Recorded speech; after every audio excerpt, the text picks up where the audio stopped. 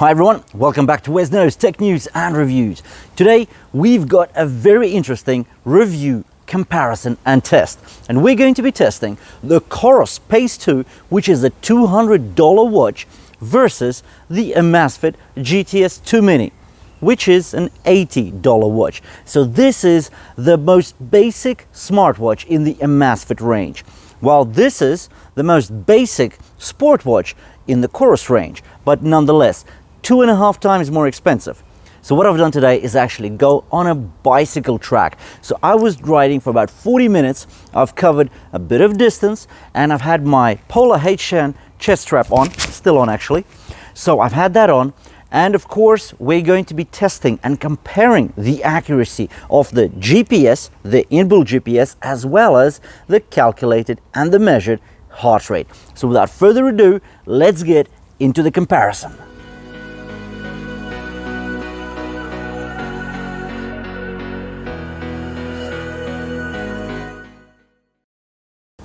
So the track that I was on was quite varied. There was a bit of roads, there was some parkland, there was some fields, and there was some forests as well. So what we're going to be testing today is the GPS accuracy on these two smartwatches, as well as the accuracy of the optical heart rate sensors, which are on the back of these two watches.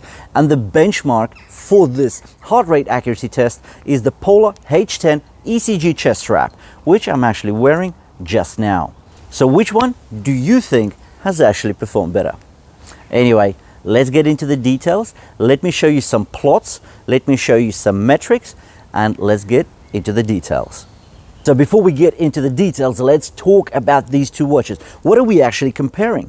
So the Coros is known to be a full-on sport watch. It's got inbuilt GPS, it's got sport modes, it's got training plans, it's got it all for a basic sport watch. So this is the Coros Pace 2. The GTS 2 Mini has a 1.55-inch AMOLED display. It's bright, 450 nits bright, actually. It weighs almost nothing at just under 20 grams with the straps on. Dimensions are almost square with 40.5 by 35.8 millimeters, and it's very slender at just 8.95 millimeters, or let's just call it 9 millimeters thick. The resolution on the AMOLED display is 354 by 306 pixels, and that gives you a 301 PPI density. Now, this is actually the lowest pixel density that you will see on the Amazfit smartwatch range. Nonetheless, the GTS 2 Mini actually will set you back just 80 pounds or 80 bucks. So this is as budget as you can go for a smartwatch with inbuilt GPS, 70 goal-based sport modes. It's got some really cool apps on it. There's a Bluetooth camera. There's a Pomodoro clock to improve your time management. There's also a world clock, and many more of the usual and the core functionalities that we're just not going to be discussing because that's just too simple. So first of all, let's talk about the distance. So the distance was actually measured by my iPhone 12 and the Polar Beat app on it. And that has actually shown 6.4 kilometers. The Coros Pace 2 came up with 6.97 kilometers. So that's off by just over 500 meters. While the Amazfit GTS 2 Mini has shown us a distance of 7.07 kilometers. So that's another 100 meters out. Not much of a difference from Coros Pace 2, but nonetheless, both out by about 7.5 to 8%. Now, considering the very track that we've actually been covering, so there was a lot of roads, there was a lot of parkland, and there was a bit of forestland as well. So 7 to 8% difference, that's not major. So let's get into the heart rate accuracy, because that was actually a very interesting test. Let's look at the results. If we start off with the benchmark, and that's the Polar H10 ECG chest strap, it has actually shown us an average heart rate of 137 beats per minute, while the max heart rate was 158 beats per minute. So let's put over the Coros Pace 2 plot over the H10 plot, and let's see what the difference is. We can see that the Coros Pace 2 came up with an average heart rate of 140 beats per minute, while the max was at 165 beats per minute. The Coros Pace 2 is off, not majorly, but nonetheless. we can see that the average is off by 3 beats per minute, while the max is off by 7 beats per minute. And in both cases, the numbers are actually overstated. So the average is actually overstated by 2.1%, while the max is overstated by 4.4%. That's not major. If we look at the tracing, we see that the tracing is generally okay. Some of the peaks were, yes, overstated, and hence the average is higher as well. So the results are still very good, within 5%. That's excellent. Now let's take a look at the Polar H10 plot with the Amazfit GTS 2 Mini heart rate plot on top of it.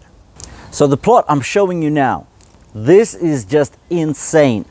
The Amazfit GTS 2 Mini, the cheapest smartwatch in the Amazfit range, has basically traced the Polar H10 heart rate to the dot. So we get 137 beats per minute as the average, while the max is 161 beats per minute, which is just 3 beats per minute higher than the max registered by the ECG chest strap. And that's a difference of 1.9%. So again, the difference is tight. So with the Pace 2, we have an overstatement of 2.2% on the average, and the max is overstated by 4.4%.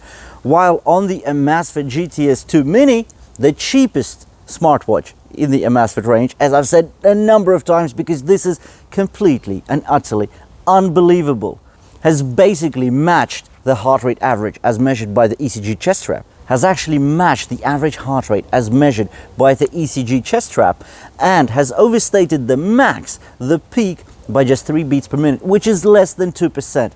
This is just wow. We could see that the GPS distance was actually off by these two watches by about the same distance. We're talking about 7.5 to 8%. So the GTS 2 Mini was off by more, by 100 meters more, or 20% more than the Coros Pace 2.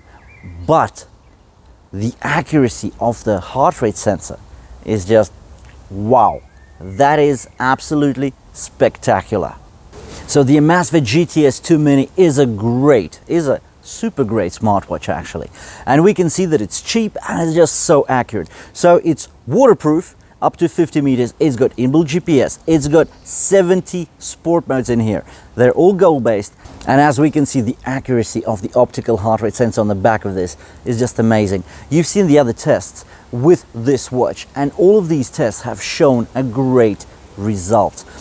If you have enjoyed watching this accuracy test and comparison of the Coros Pace 2 as well as the Amazfit GTS 2 Mini, then please drop us a like. And if you want to see more of the same, more of the comparisons and accuracy tests, then please hit the red subscribe button below the video. And we'll see you in the next one.